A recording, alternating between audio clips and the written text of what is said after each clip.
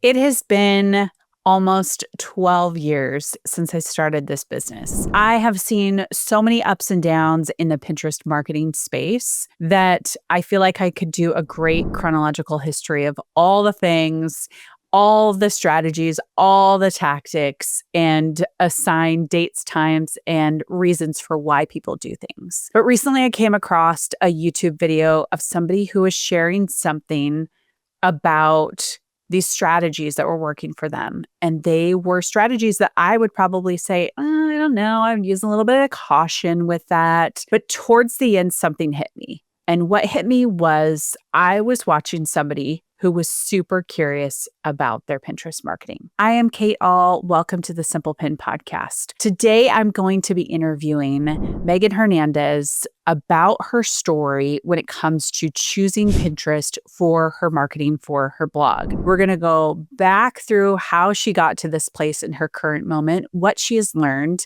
why she leaned into Instagram and ultimately leaned out, and what she's learning currently about her Pinterest marketing. I wanted to email Megan because she inspired something, or I wanted to do a podcast with Megan because she inspired something in me. And that was, no matter how long you've been doing this, no matter how frustrated you might get, curious and challenge the norms of what you hear people teaching. Even me, even other people who have been doing Pinterest for years, working with tons of different clients. Look at the data and let it guide you. So that's a story that I want you to listen to today. We walk through her story, we walk through her decision to lean into Pinterest, we walk through her current strategy, and we walk through why she created that video and how that video ultimately helped me wrestle out with some things in my teaching and what I bring here to the Simple Pin podcast. If you need help with Pinterest, if you need a consult, if you need ads help, if you need organic help, and this is your first video you're ever watching or first podcast you're listening to of Simple Pin Media, you can go to simplepinmedia.com. There's lots of links down below in the description. Just click around and explore and see what we have to offer. Again, after 12 years of doing this, there is so much on our website that you can get into, whether it's keywords, images, ads, services, or just one-time help that you might need. We have something for everybody. So go ahead and check that out, simplepinmedia.com. With that, here is my interview with Megan Hernandez. Megan, welcome to the Simple Pin podcast. Thank you so much for having me. I'm excited to talk Pinterest. Me too. And we were already talking before we hit record, which is typical with most podcasts because we're just, getting to know each other and kind of all this chatting. But you made the comment that your blog is your baby. So I want to know a little bit more about how much you love your blog and a little bit of the origin story of how it got started. So mine's a little bit different. I started my blog actually 8 years ago, which sounds like forever ago. But I was pregnant with my second daughter and fully just started it as kind of a creative outlet. I was going through a lot of just postpartum stuff and I needed just an outlet for me to write and maybe connect with some other moms. So that's how it started. Just very kind of innocent and just like I said, a mental kind of break for me. But then, with blogging, I learned you can't just write a piece of content and people are going to just magically see it. You have to kind of go push it out, promote it, use other platforms, for people to see it. So then I just, I've always been comfortable with Pinterest. I was a Pinterest user before a content creator. So I've been on Pinterest for at least 10 years, really soon after I feel like it came out. So that was my beginning. I had a blog and I knew Pinterest a little bit and then just really got started what I think everybody has to do, just looking up YouTube videos, kind of learning the nitty-gritty of just getting everything set up. I was all ready to write and just do the creative stuff. But of course, had to spend a lot of time just researching the technical stuff. I want to say I did it for a couple years.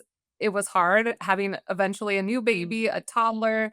I didn't treat it like a business at all. It was definitely in the beginning just kind of like a hobby, a little outlet on the side.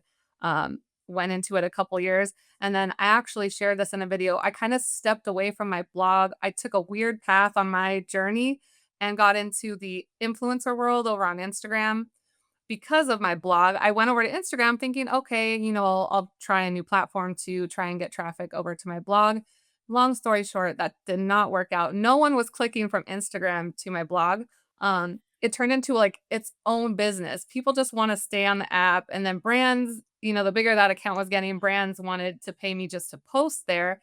So in the short run, I thought, okay, this maybe is a good, source of income for me. I liked doing it. It was still creative, but gosh, 2 or 3 years into that, and it was just taking all of my time. I completely stopped on the blog. I wasn't even thinking about the blog anymore. So that's my biggest regret with blogging is stepping away and focusing on Instagram.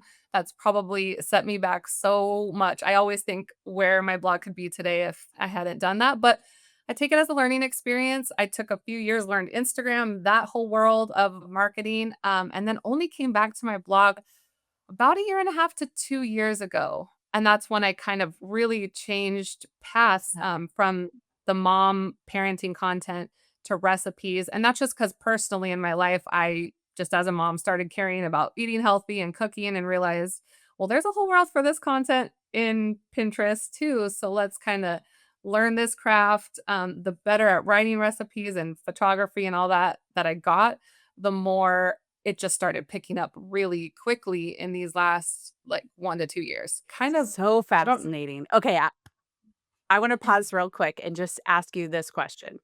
Is that you as I'm hearing your story, I'm hearing, like, multiple iterations of you're going from a creative to a business, and that in itself, I think, is such a huge leap for people because you are like you said, "It's my baby, it's the thing that I love," and it becomes this outlet for these things.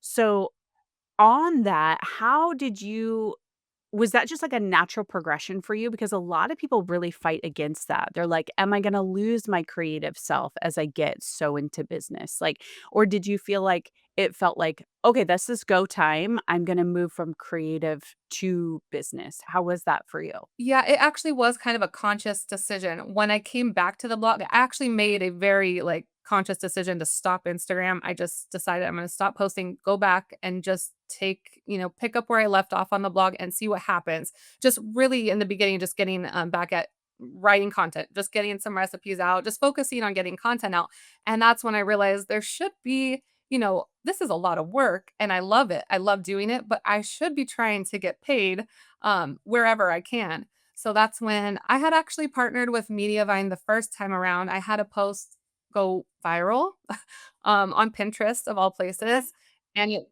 got so much traffic that I was able to get into the Mediavine program the first time around. When I left to do Instagram, I kind of also had to leave Mediavine because everything just dropped. So it felt good to be back in there again. This is my second time with them. But this time around, I had some experience with ad income. And this time around, I definitely knew that was going to be a priority. Along with my main focus is always just making sure my content is good, that my recipes are quality. That's always like the number one thing on my mind. But since I know I'm putting out good content, I know that, I could probably get paid for it. They kind of go hand in hand. The better and the more confident I got in my content, the more I kind of felt like I could be making and I should be Mm. doing the research and knowledge and just trying to learn just different income sources, which is still something I'm working on. Really, right now, it's only the ad income, which is great. I'm really happy with what I've done and what I've learned as far as just partnering with an ad network. But now I know there's so many other ways to go. So it's exciting, but it's hard as a creative person. I just want to keep doing the creative work. It's really hard to stop and actually, put some plans in place and goals for growing the business side of it, and it is super scary. But I think I'm at that point. So it's interesting time to talk to you. I'm actually starting to think of maybe hiring a person.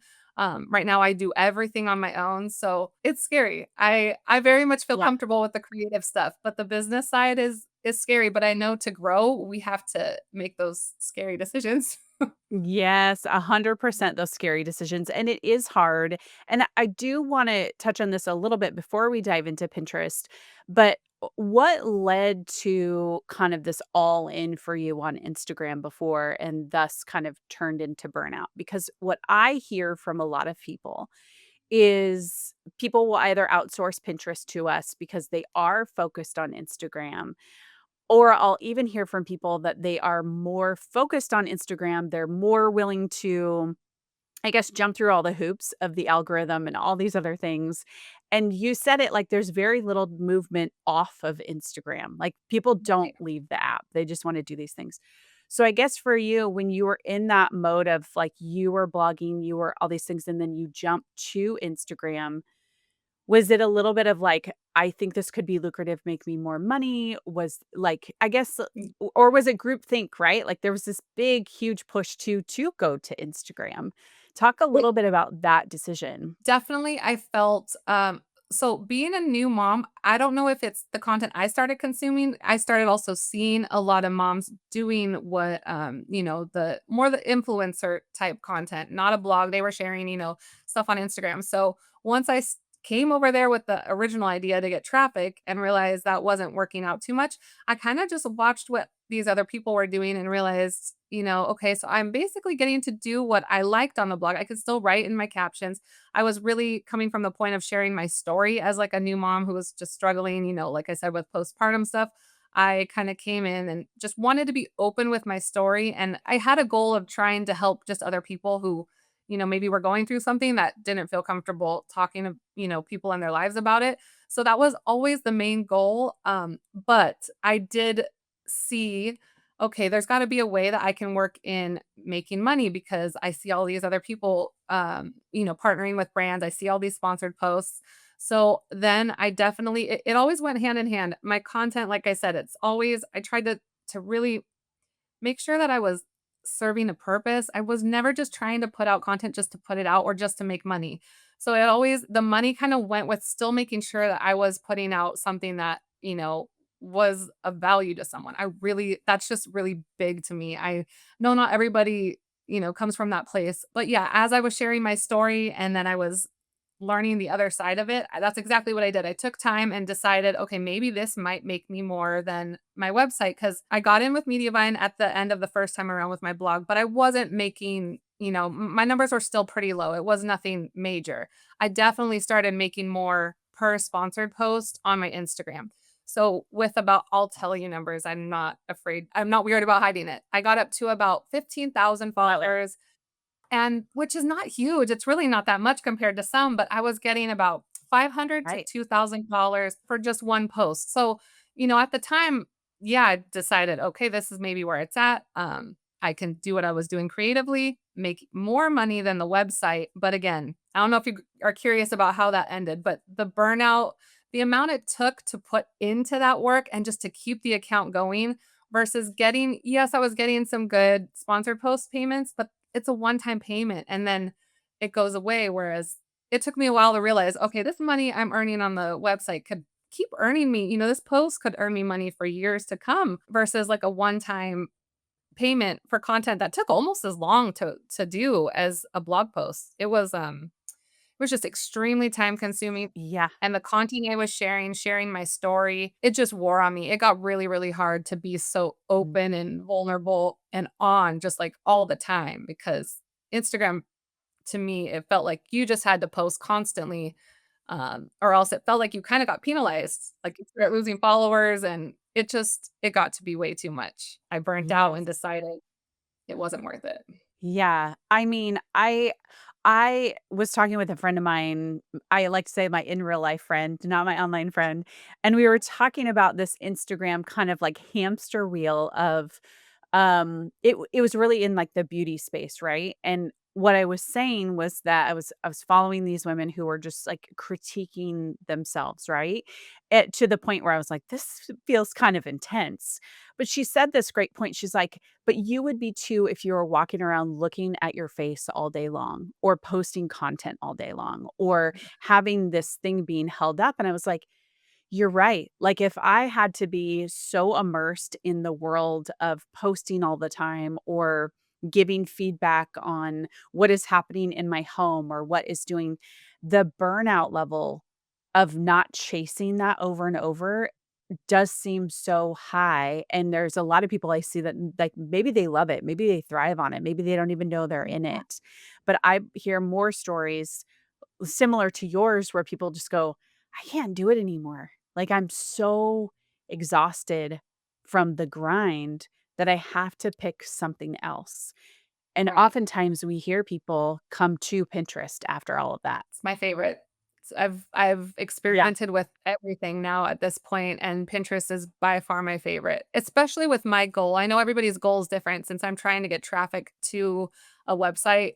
There's nothing better than Pinterest. I know for some businesses, Instagram's probably great, but it was like night and day trying to keep up Instagram versus Pinterest. Like, I have 2 kids, I have so much other stuff I have to kinda manage that Instagram felt like I had to be on it 24/7, whereas Pinterest, it feels like I could it's more normal, traditional kind of work hours, and it just wasn't worth it. I really don't think even in the long run, what I was making is not worth where my blog and the income I could make Yes. over there could be, so, took me a while to realize that, but and I also think there's a personality thing. I see some people who I've personally watched for years, and they've never, like, take a break. They're just on all the time, and they seem fine. So, there's gotta be some people personality-wise that kind of feed off of that energy more than others, and for me, it was just it's too much.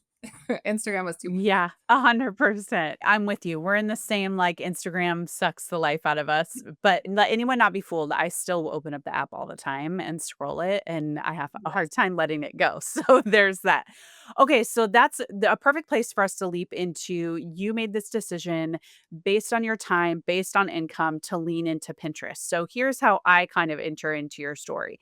Last May, I am a Mediavine partner. I work with their partners. I help support them when it comes to Pinterest. And there was in May, Pinterest had moved the visit site button, or for some people, they added it. Whereas before, you could click on a pin image and then it would go to your website. Now it was kind of pushed down a little bit and it was visit site. Now, Yeah. there's some speculation as to like why Pinterest did it. Is it the AI race and people, pushing AI down and pushing good content up? All of those things. But I saw a video that you had done, and I think Mediavine was in the title. I kind of can't remember it, but I thought it was so good at the time. And I started following you and you came on my radar. Well, 2 weeks ago, I go into YouTube a lot to look at stats, and you had a video and as we all do, you had a great thumbnail because that's what you have to do on YouTube to get people to click. And I watched it, and you were talking about 3 things that you're doing. And as you presented these 3 things, and they were 3 things that aren't really talked about as much anymore, but they were like things that you're willing to explore. And you said in the video a couple of times, like, "These are things that are working for me. I can't say if they're gonna work for you, but I wanna at least share about them." And in my head, what clicked for me was curiosity. And in a landscape right now where there's a lot of people who are asking, "Is Pinterest still the place for me?" Or especially as bloggers and creators, it feels like it's changed so much. There's a lot of AI slop. There's all these things happening. You stood out to me as a beacon of curiosity because you said, "I wanna fight for this to be something that is going to fulfill the goals of my blog." And you have this previous experience with Instagram, and you fought for that for a while, and you said, like, "This is not for me. Now this is Mhm. for me, so I'm gonna make it work."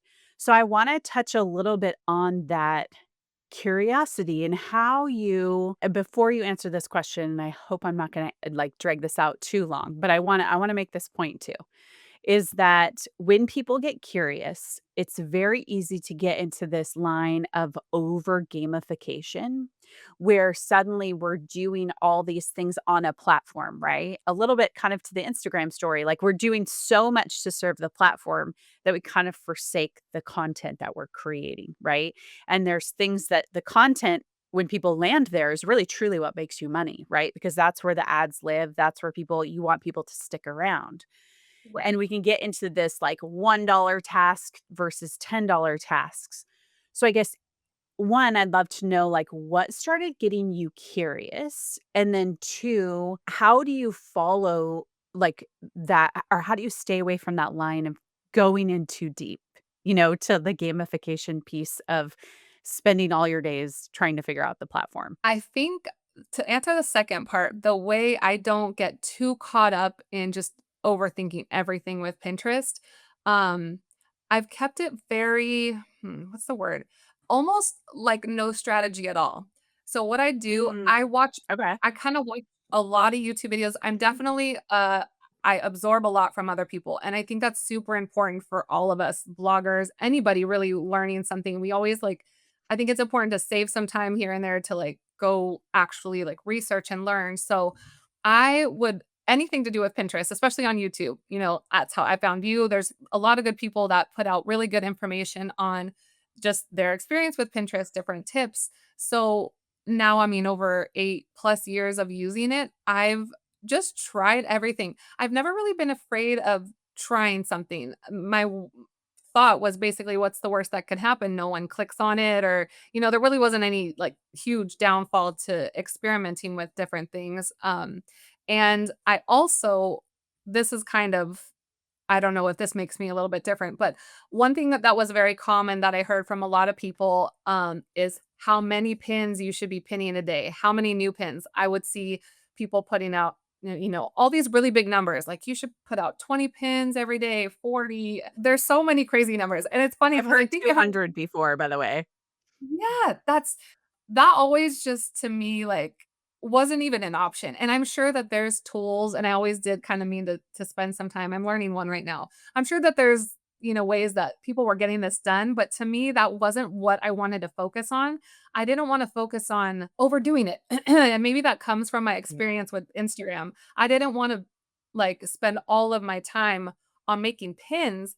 I wanna spend my time on content and making good content, and I felt really confident in my content. I'm not sure, talking to you, I almost think that maybe that had something to do with it. I knew that I wrote something good, and I just really tried to make, a few in the beginning. I was just making 1 image for every blog post, which I know is crazy. I mean, that's like nobody agrees with that, and I know that I could have gotten more traffic if I was, putting out even more, just like, if I could do 20 pins a day, I can't imagine maybe the traffic that I would have, but it was never doable to me. And since I had that experience with Instagram, I knew I did not want to get to the point where I was just Mhm. breaking myself trying to keep up with a platform. So that was my mentality from the beginning. I never even tried to follow the advice of those people with just really high numbers of pins you should put out.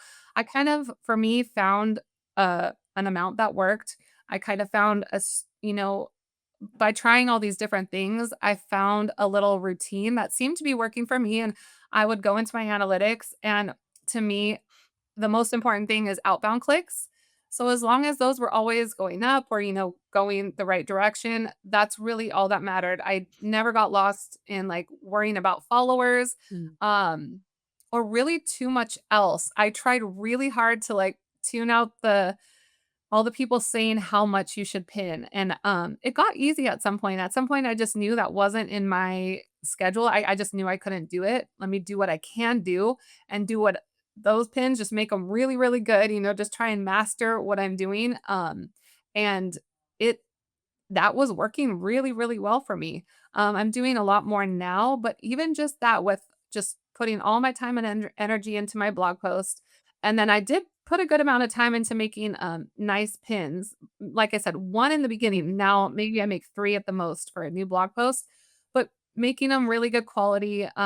It's really hard to use AI for me because they're recipes. Like I have to take the pictures of the foods. Yes. So, and I'm against using in my area, like, in recipes, but that's just personally. I'm still gonna make the recipe and actually take a picture of the food, so it's really hard for me. It's a very manual process right now doing my pins, which again is why I can't do the number that people are saying, but I think just, like, really getting good at that, at my recipes, at my writing, at my pictures, and then at pin design, I think that helped, just making sure those were all good quality, and then I was consistent in my Pinterest plan, even though it was different from everybody else's, I did stay consistent with it, which I know everybody says, and that part's Mhm. definitely important. So, even if I was pinning only, a new image every week, I was still making sure every week, I was on there, doing these things. It was just much less Right. volume than people stress, but I'm not saying everybody else is Well, wrong. and I I think can't. one of true. Well, and I think one of the things that it was so great that you called out here was you said, "This is what I could do." And I knew other people were doing all these things, but, like, one was really good. And then you got intentional about pin design. And so often, I think people brush over those 2 things, right? And they say, "I want to get to 3 images right away. I want to kind of I've written all this great content. I've taken all the pictures. I've been really intentional about that. Let me just create a Pinterest image and call it good." And you really took that whole creative arc all the way to the end to say, "No, I'm going to create great content. I'm going to create 1 really good image, and when I can, I'm gonna do 3. But when I do that, they're all going to be really good."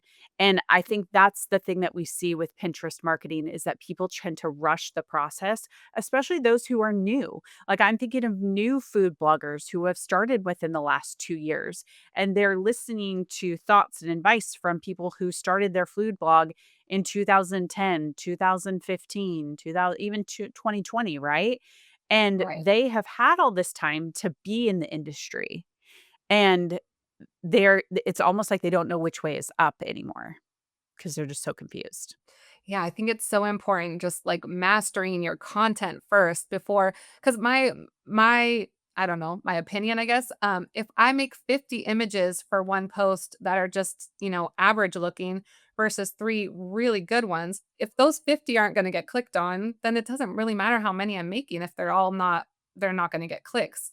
So, I'm Yes. experimenting with a tool right now, and that's my experience. The tools weren't getting the pins to look the way I want them, and I'm very picky as much as I've tried. The automation, in these tools just isn't there yet. I'm trying to kinda play around with working some in, but I still go and do the ones I like manually on every single post, and I think, like you said, I don't think that's something people think matters that most, but man, that pin image is everything. Yes, it's the only thing people on Pinterest see. I mean, they don't Yeah. read, whereas they do on Instagram. They're only going to size up that image in a second or less to say, yes, I want this, or no, I don't want this. So why not put a bow on it, if you will, of all this amazing content that you've created so that people will connect with it? Now, to take that to the next level, you have been really intentional with this whole process. And now this curiosity point of like tactics and strategies that kind of work throughout Pinterest. What guides you? What guides that curiosity and what you lean into, what you take the next step with?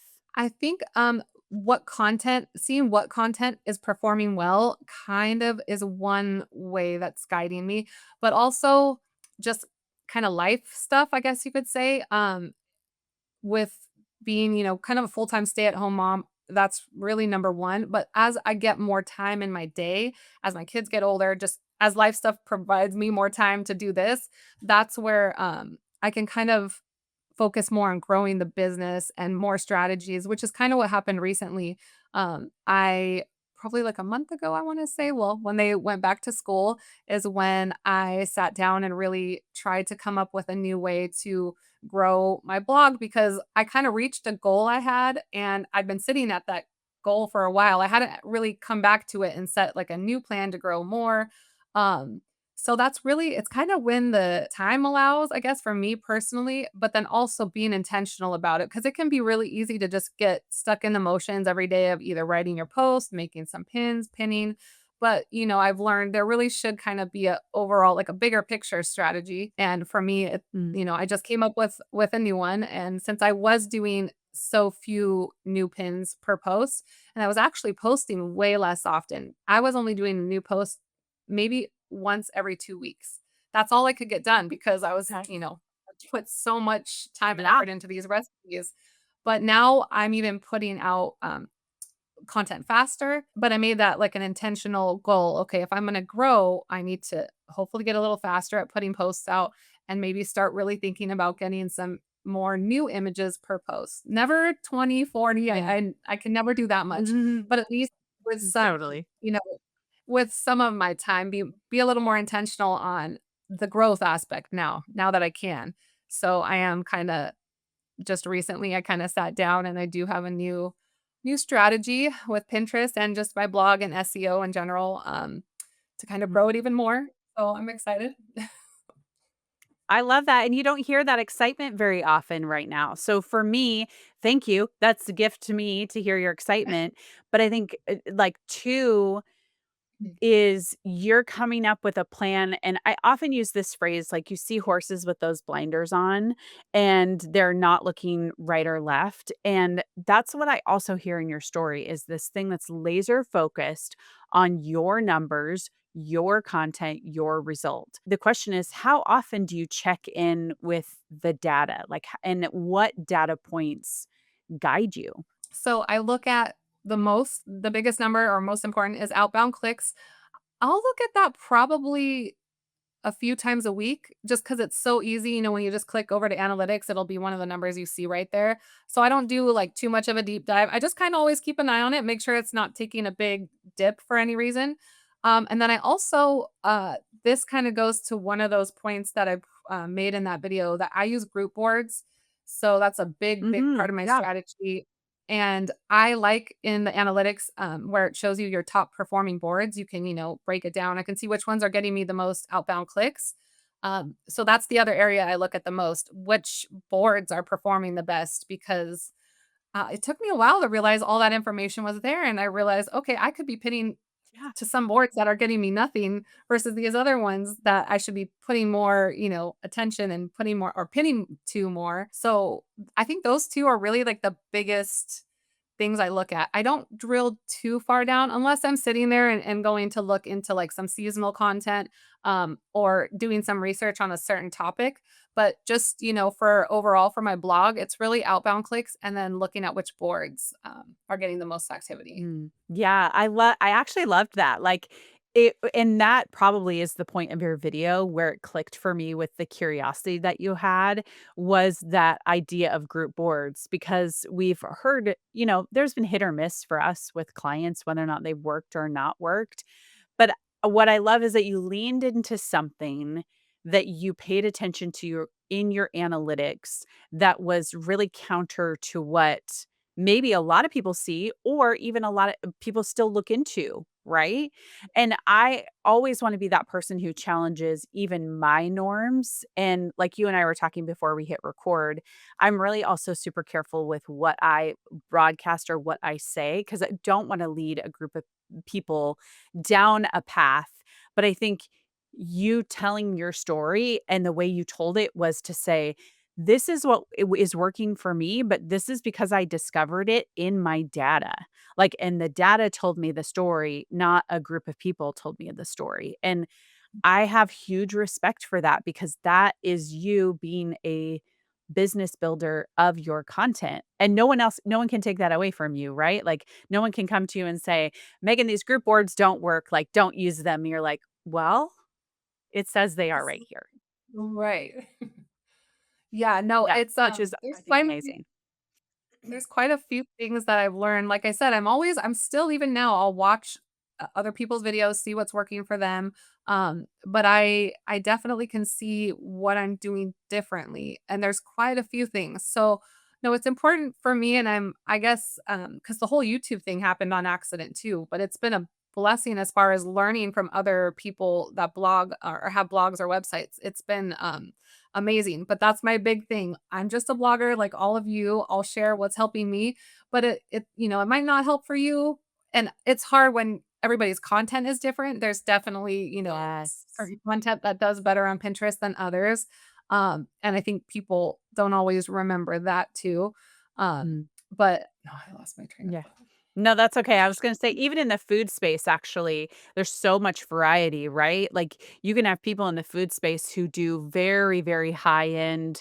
Their photography is very, like, dark and stormy, right? And that's a certain type of person that's gonna engage with their particular content. And then you have the people who are everyday or budget, which is very important right now, given how expensive groceries are. You have people who Yeah. are cooking for kids at home, and then you have people who are cooking for people who are doing freezer cooking that might be empty nesters or college students. We've seen that as well with some of our food content creators that when we look into their analytics, they're serving this strange like boomer crowd and Gen Z crowd like at the same time, which is really interesting. So, yeah, I agree. Every single person and how they create content, who they're creating content for is so different and such a huge variety.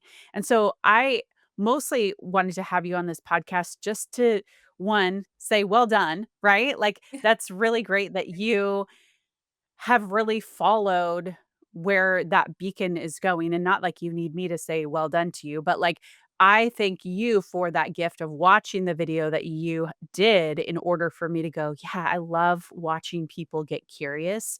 And in this moment of online negativity, whether it's aimed at Google, whether it's aimed at AI, whether it's aimed at Instagram, there is opportunities for us to turn that on its side and say, I'm gonna get curious. I'm going to lean in to what the numbers tell me, and I'm gonna go down that path. And that I think is to be commended in this landscape. I really appreciate that, and, hopefully I can be an example because I remember starting out in the recipes, I thought I was crazy. I'm like, "Okay, there's so many websites out there with recipes, like, who am I? How am I gonna stand out? There's no way this is gonna happen."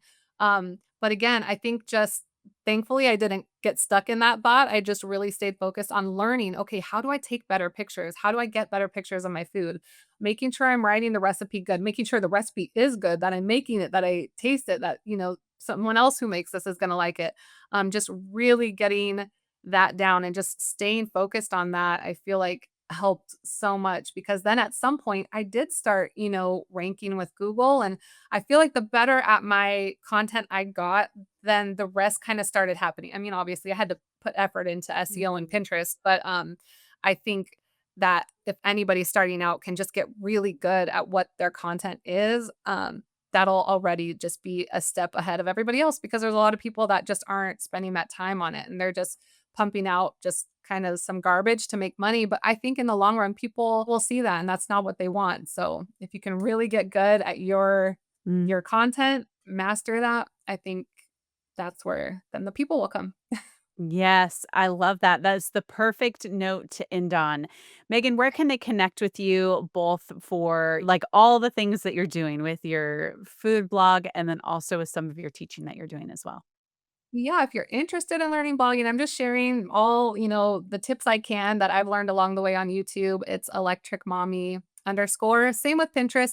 Everything's electric mommy underscore. You can find me over there or electricmommy.com if you want to take a peek at my recipes. I love it. We'll have all the links down below in the show notes so people can go check that out. And I'll link this specific video too that kind of piqued my like excitement over curiosity that you had. And that was really great. So we'll make sure and link that below. So thanks again for being willing to just share your story, share your journey, and just, put it out there and encourage people as you go along. So thanks again. I appreciate it. Yeah, thank you for having me. I appreciate you.